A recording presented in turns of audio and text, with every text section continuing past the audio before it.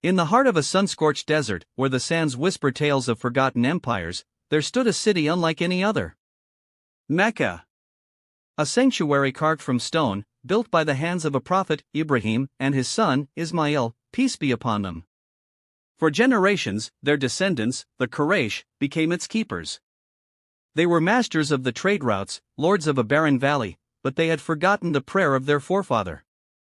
They guarded the house of God, but had lost the God of the house.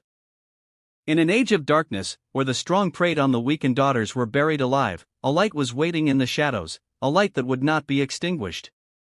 This is not just the story of a man. This is the story of a family, the story of a promise, long before the first revelation. Our story begins not with a birth, but with a vow. A vow that would shake the very foundations of a family. The patriarch, Abdul-Muttalib, a leader of immense dignity, was a man haunted by a dream. He dreamed of rediscovering the lost well of Zamzam, the spring that had once quenched the thirst of Ismail himself. The Quraysh mocked him. "Dig in a desert of dreams, old man," they said. But he dug, with a faith that moved mountains of sand. And then, a miracle. The sand gave way to damp earth, then to a trickle, then to a gushing spring of purest water. The well of Zamzam was reborn. The Quraysh, who had mocked him, now challenged him. "This is our ancestral right," they claimed. But Abdul-Muttalib stood firm. "This is a gift from the God of Ibrahim, to me." Alone against the multitude, his heart cried out for a sign, for a legacy. And in a moment of profound desperation, he made an oath. A terrible, beautiful oath. "O God," he whispered, "if you grant me 10 sons, strong enough to defend this truth, I will sacrifice one of them, for you." The years passed. And God answered his prayer. 10 sons grew tall and strong under his roof. The Quraysh dared not challenge him again. But a heart at peace is a heart that forgets. Heaven, however, does not. The dream returned. The vow echoed in the silence of the night. "Fulfill your promise." The time had come. The cost of his miracle was due. With a heavy heart, he gathered his sons.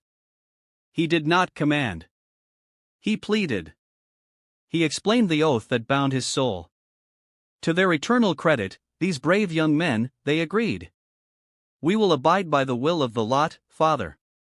The arrows were drawn. The entire city held its breath.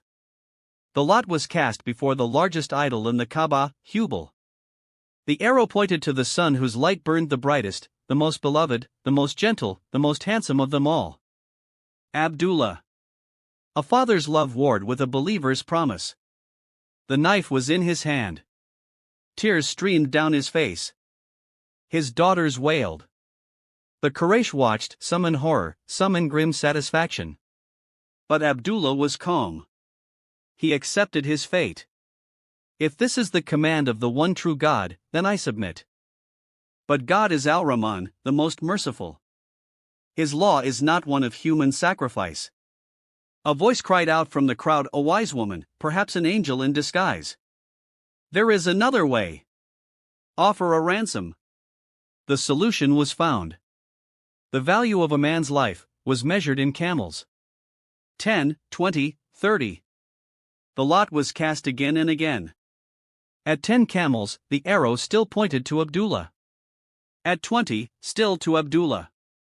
The tension mounted. At 99, still to Abdullah. And then, on the 100th camel, the arrow shifted. The arrow shifted. 100 camels, a massive fortune, were sacrificed in his place. And Abdullah, the son who was saved, walked free, a living testament to a mercy he did not yet understand. But why was this son so precious? Why was his life spared?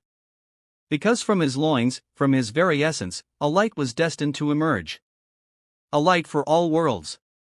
A light that would be carried by his son. And so, the news spread. The man who was saved by God was now the most sought-after bridegroom in all of Arabia. And the noblest of women, Amina, daughter of Wahb, was chosen for him. On their wedding night, it is said a light shone from Abdullah's forehead, a light that would be passed on. But his destiny was not to be a father for long, but a vessel. Soon after the marriage, embarking on a trade journey, Abdullah would fall ill and pass away, leaving behind a grieving widow, who carried within her a secret. A child. The final prophet. The oath was fulfilled. The ransom was paid. The stage was set. In the silence of a world waiting in darkness, the dawn was just a few heartbeats away.